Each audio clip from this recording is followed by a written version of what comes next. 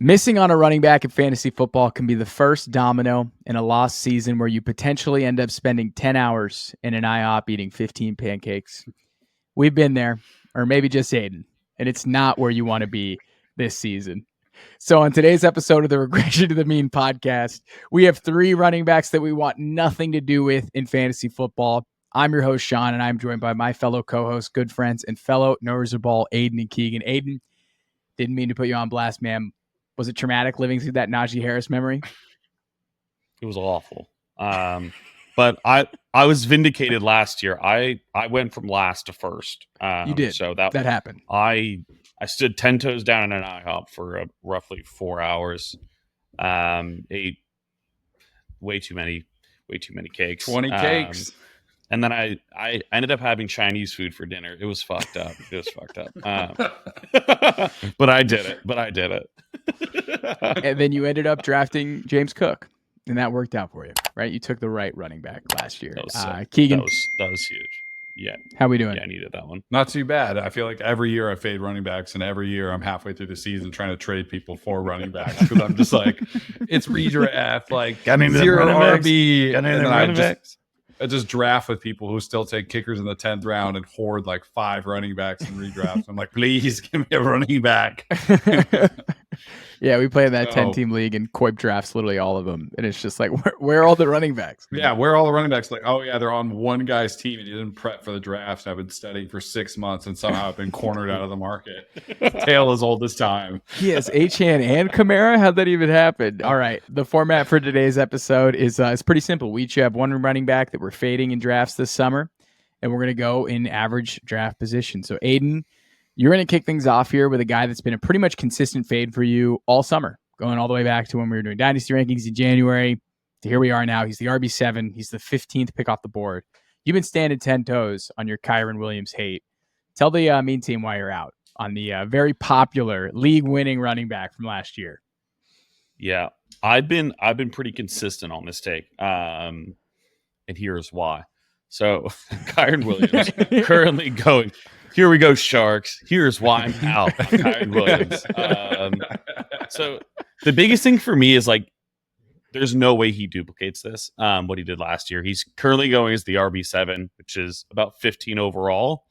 Very, very, very expensive. I think what was so cool last year was like he was this waiver wire darling, ends up as the workhorse in this Sean McVay offense. Surprises everyone. RB7 finished on a fantasy points per game basis. He was running back 2. Just behind Christian McCaffrey in terms of weekly efficiency. 1,300 total yards, 15 touchdowns, just over 21 touches per game. You're probably wondering, what are you doing? Why are you fading this guy? Here's why. It's two-pronged here. It's two-pronged. This guy has a laundry list of injuries, especially on the foot, ankle injury. This is a guy that is consistently on the shelf. And quite personally, I have zero confidence that he's ever going to finish close to an NFL season or really even close to that. Like, I'm putting him in like the 10 to 12 game range again. It's going to, just consistently gets banged up. And second is, look at Blake Corum. Like, they didn't draft this guy in the 3rd round for no reason. Sean McVay was on record last year saying he would like to lessen the workload of Kyren Williams. But at the bottom line, they had no one behind him. Like, it was kind of like pure necessity at the end of the day.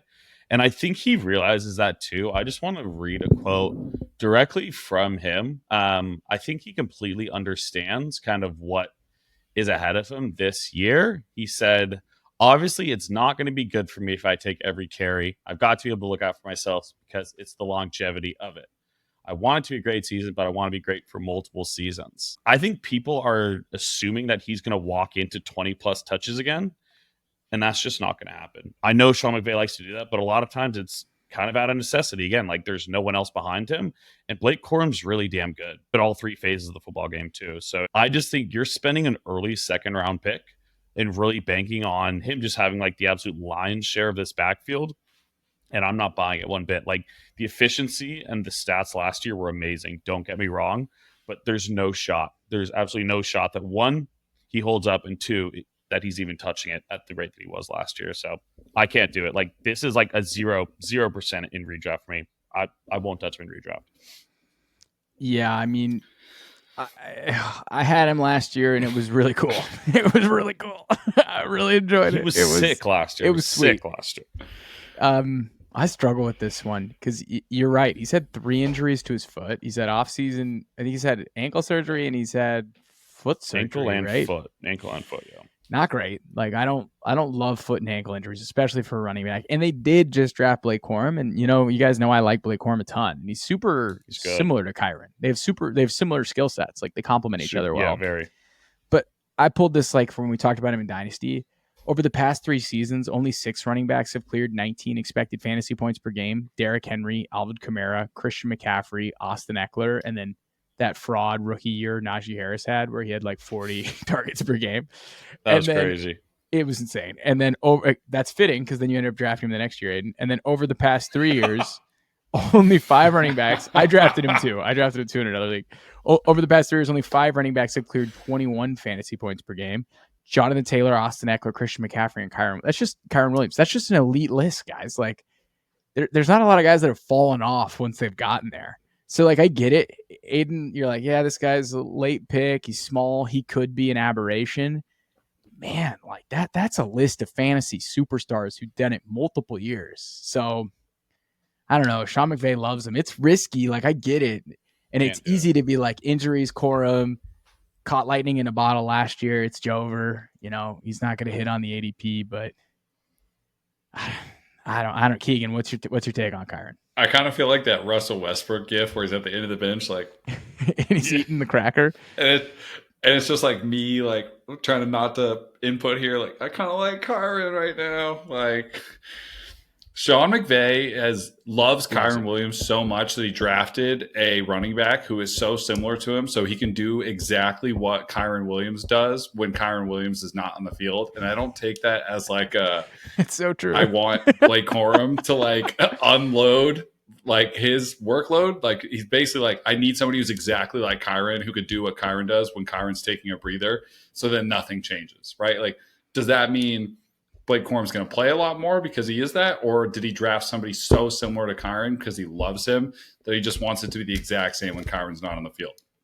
That's all coach speak stuff, and that's really hard to like sift through, but I don't know. He's such an electric year. Like, I'm pretty in on all of the Rams offense this year, maybe minus the tight end position, but I think they're going to score a lot of points again. Colby Parkinson, he doesn't do it for you? David Salland? No, that doesn't get you fired. I'm good off that.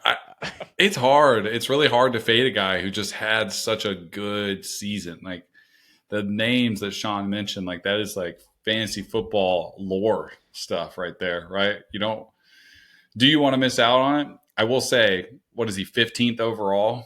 I'm not is it getting baked Najee in though? again. Like, that's my question. No Blake Corum. They don't draft Blake Corum. Where does Kyren Williams go? Like, he's in like the probably still 15th overall. Really? You don't like he think was that he's RB2 on a like per game basis? Why isn't he higher? Why? Think about the running backs who went through in our tier list, Shaun, and like, you can already name a couple of running backs that you personally have above him in your tiers, like CMC, Breece Hall, Gibbs, Bijan. I'd have him in the tier 1. Achane. No Corum, I'd have him in tier 1. If he's unchallenged, shot. I just don't think he did it. I'm somewhere opposite of one. I'm somewhere opposite of both of you guys. He's done it once. Shaun, you're baking in Corum's involvement into his ADP. Aidan, you're fading him because there's some extra running back help there. And I'm just like, and because I don't think Corum fall apart. is affecting his ADP. Oh, I think Corum's for sure affecting his ADP. I think it's suppressing the it a little bit. injury and Corum are both baked into it. I think they're both. But I think it's more the injury than anything. I don't know. What do you think, Aidan? What do you think the split is going to be between Corum and Kyren then? Oh, it'll be like 70-30. Like early on, like Kyren's going to dominate that backfield early on. But Blake Corum is going to play more. And Kyren's going to get hurt. That's all he does. He's going to miss another half dozen games. Like, that's all he does. What if he doesn't, though? What if I told you got 15 injury-free games from Kyren? That's living in La La Land, though. That's La La Land. Like, he could just injury be prone James is a Conner, where real he's always thing. hurt. When he's just hurt, he's just always hurt. But when he plays, he's really good. Missed 7 games year 1, 5 games last year. Like, no, I don't want that. And it's foot and ankle. You can't make me. Foot and ankle. Not for my second round pick. Hit 2. Foot and ankle. Hit 2 last year. Hit 2 last year. Foot and ankle sketches me out because you're a running back. You're going to need both of those. I'm out. Big time. I'm out, Sharks. Okay, we'll move on to the next guy, but before we do, two things. One, if you are new to the if you are new to the Regression to the Mean podcast and you love fantasy football, make sure you like this video, hit that subscribe button, turn on notifications to make sure you aren't missing any of the content that we are dropping this summer to give you an edge in fantasy drafts. Two, if you love fantasy football and you want to compete for a chance for $1.5 million, you need to be drafting on Underdog this summer. If you download the app and sign up using promo code RTM, the good people over at Underdog will double your deposit up to $100. Drafting on Underdog is our personal favorite way to get prepped and ready for our home leagues, while also allowing us to compete in a ton of different contests for big cash prizes. All right, moving on to our next guy here. Things could get a little testy. Things get a little testy here because we're getting our first Chicago Bear mention, and it's a fade. Keegan, why are you out on the star running back free agency edition, DeAndre Swift? Yeah, first running back to get signed in free agency, I believe, got a pretty hefty bag to come over to Chicago and take over what would assume to be their lead back roles. And this kind of feels maybe like cheating as a fade because, like, I don't know, RB20, overall 60 pick. Like, I think it's still within reason, like fade territory. But to start, I think the problem with DeAndre Swift for me is like third team in 5 years. 3 teams, 5 years. Like, obviously his services have not been needed at the previous places he's been. So he leaves Detroit. David Montgomery comes in and immediately just outproduces anything DeAndre Swift has ever done there. Yeah. Goes to Philly, and they kind of move on from him as well too. And I know for a fact that Saquon Barkley will outperform the season that DeAndre Swift had last year. And I just don't think the metrics are really good for DeAndre Smith at this point of his career. I mean, among 49 qualifying backs last year, he ranked 40th in yards after contact per attempt and 30th in missed tackles forced per attempt. For somebody who we think of as like a yak guy, somebody who makes people miss, like not exactly great. 17th in explosive run rate. It's not bad, but this stat I have right here on his inside the 5-yard line carries, only 41% of his team's carries inside the 5. That's definitely skewed because it's Philly, but I also have reason to believe like DeAndre Swift is just not good at the goal line. It's been a problem like his entire career, which is probably the extra emphasis on the tush push. It'll be interesting to see how much looks Saquon gets in that area versus how often they, actually roll out Jalen Hurts pushing into his center's ass. But I digress. I just wanted to put a disclaimer on that stat because I think it is important, but I also think it's skewed a little bit by the offense he played in last year. And, RB24 and one of the more potent offenses, at least in the first 10 games of the season last year, career low in touchdowns in 2023. He also had a career low in fantasy points per game, despite having 55 more total touches than his previous career high of 213. Then there's the obvious, highlights I've put on Khalil Herbert in previous videos we've done when we've talked about some best ball stuff. But Khalil Herbert and Roschon Johnson, I don't think are going anywhere. And I think they're still going to be involved in the offensive game plan. I think one of the things that makes Swift so tantalizing fantasy is like his ability to catch balls out of the backfield.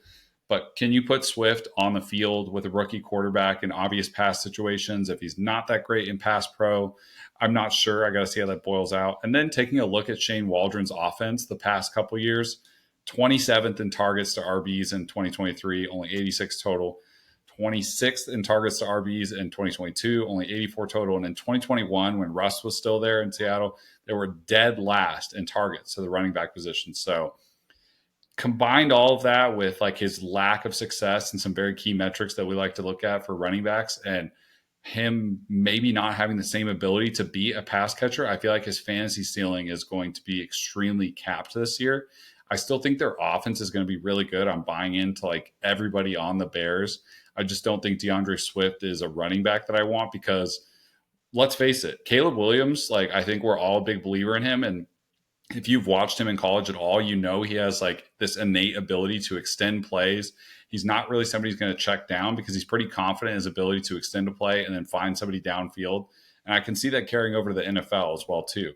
I don't think it's going to be a typical rookie quarterback situation where he's looking to dump off, play it safe, maybe a couple times here and there. But I truly think they have so many viable pass catching options like, Rome Odunze, Keenan Allen, DJ Moore, Cole Kmet, just to name a few. Like, are they really going to funnel targets to the running back position?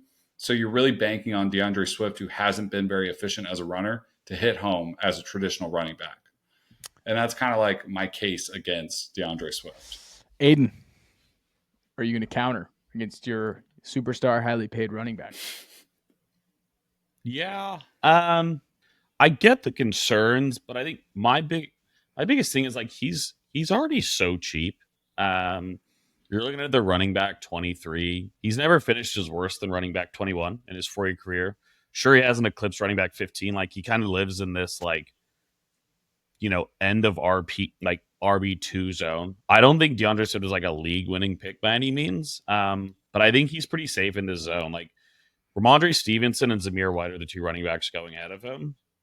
I don't know how you make the case for either one of those guys over DeAndre Swift. I think this is going to be a very good offense. Everything I've read is that they plan on like plenty of designed touches for him. I think the points around drop downs or whatever maybe aren't going to be there for him, but I think there's going to be a ton of design touches for DeAndre Swift. You looked at plays last year with Philly, and it was like he's absolutely still got the juice. Inside the 5 was just a disaster. Maybe it's him, maybe it's because the tush push was just like infuriating. He would get down to the 2-yard line and be like, "Come on out, buddy." It's like he probably should have gotten more looks at it. Like, I think we didn't get to see enough of him inside the 5, which was a bummer. So I get not being all in on him. Like, I don't see him like busting at ADP personally. Like, I think he probably finishes like right around where he's at right now. Like, if you told me he finished as running back 20 or he finishes 25, like, I think he probably lives somewhere in there. But you've got the lead running back in what figures to be a much improved offense. So we'll see. Like, I'm not dying to roster him, but I wouldn't say he's a fade for me. Like, kind of just like Luke. I'm just lukewarm here. I think Aiden made a good point here, Shaun, too, is like you are probably drafting him to end up like exactly at that finish. Yeah, so like if he's RB20, that's where you draft him. Like, he might finish that. My only thing is like if I wait a couple picks, I could potentially scoop up a really like down value year for Najee Harris, who's going to be an Arthur Smith run offense, or I could attack somebody like Zach Moss or Tony Pollard, or maybe get a late season surge from Jonathan Brooks, who I'm not even that in on. Like, I think my argument is, well, if I could pick him here, why not just wait and grab one of the other guys who could actually outperform his ADP rather than drafting somebody to me who's going to end up almost exactly where I drafted him. And like, that is a safe strategy if like you just need a running back there, but it's not a strategy that I think is going to win me any money in fantasy this year, which is kind of like what my argument is. Like, it's fair to say it's not like a strong fade because he's not super high valued right now, but I don't think he's going to help me out at all either. It's the dead zone. Like, he's a dead zone draft. Like, he's like pretty. Yeah, he's a dead zone back. Like, and like you look at some of the wideouts there, you've got Tank Dell's right in there, Christian Kirk's right in there, Terry McLaurin. Like, those guys make my hair stand up. Those are guys that I want on my roster. Whereas like DeAndre Swift, like, like probably don't need that. I'll wait for some of the other running backs you mentioned. So it's like, I don't think he's gonna bust, but he should probably like. I don't think he has like top 12, top 12, top 15 upside. Like, that's probably like his ADP is probably about where he's going to finish, which is fine. But swing for the fences. I'm not really super into Swift. I think Swift is who he is. Same. I do think he has a nice receiving season. Caleb Williams is always running around looking to throw and breakdowns and coverage. Maybe he tosses one out to Swift in the flat. Swift's still explosive. And he was really underutilized as a pass catcher last year. So I like Swift. If he fell and I picked him up as an RB2, I wouldn't hate it. But yeah, I'd rather take the wide receivers that are going around it. So I just won't probably even looking at the Swift button, to be honest. That's fair. All right, moving on to our last guy. This guy's the poster child of the running back dead zone, and no one really wants to talk about it, considering that the running back dead zone's kind of not a thing this year, but it still is, because there's still opportunity cost. And he's just way overdrafted. Like, the RB22, 64th overall on average, Zamir White. The RB22, like, what are we doing here? Like he's going around the likes of Najee Harris, Kyler Murray, Christian Kirk, Keenan Allen, Dak Prescott, Jordan Love, Terry McLaurin, and Chris Godwin. He's going ahead of all of those guys. He's a day 3 pick, limited sample size of carries in the NFL. He's being drafted high because of projectable volume. He doesn't project to catch passes, and he doesn't play any good offense. That's, Your Honor. I think this is the one we're all going to be in lockstep on, that we just agree is a gross pick. I don't need Your this Honor. at all here. Like, I just said, like, I'm for sure taking Swift over him. Though, like, I'm definitely not taking Zamir White. Like, if I'm considering Swift, I'm not, like, this is a pretty easy one for me. That offense is going to stink, dude. That offense is going to be stinky. It might be fine, but, like, they've been talking up Dylan Laube. I think if you have they to brought say in that, Alexander though, like Madison. if you say it's going to be fine. Yeah, that's like when someone's like, but he's a good guy. It's like, no, it's like, it's not good. Yeah. Like, that's never what, like, you don't want to be fine. No, it's like, I don't know. It's hard to imagine. I don't know, man. I don't know. The only thing that I was saying earlier is, like, the only other guy is Alexander Madison, who I think is straight dust. Like, I think he is truly terrible. So he's got that going for him. At least, Guys. he's sharing the backfield with, Oh, no. a pretty awful running back. Oh no, not the Sims. no. Those are all so low. Dude, the Sims are bad. This is the worst Sim I think I've ever seen. When you get Joshua Kelly, when you get Joshua Kelly as your number 2. Keegan's got PTSD. Take it off the screen right now. This is Devontae, not Devontae list. Booker. Oh my good. Wendell Smallwood. Oh no. Okay, you got Raheem Mostert. Okay, that's whatever. But dude, you got Alexander Madison. Dude. Oh, wow. That's a pretty easy no for me. I might just cross him off the list. If he was going in I'm the just going to 10th print round, draft sheets this year that don't have his name on them. He's just omitted completely. if he was going in the 10th round, yeah, I'm down. But he's going in the 6th? No, he's going in the early 60s, dude. No freaking way. Dude. RB22 is nuts. That's nuts. Like, You're cannot look taking me Zamir over Najee Harris. Like, what are we doing here? That's no insane. way. Dude, if I'm looking at this right, it has Zamir White over David Montgomery. It does. No, I have him one pick behind him. Let me see this.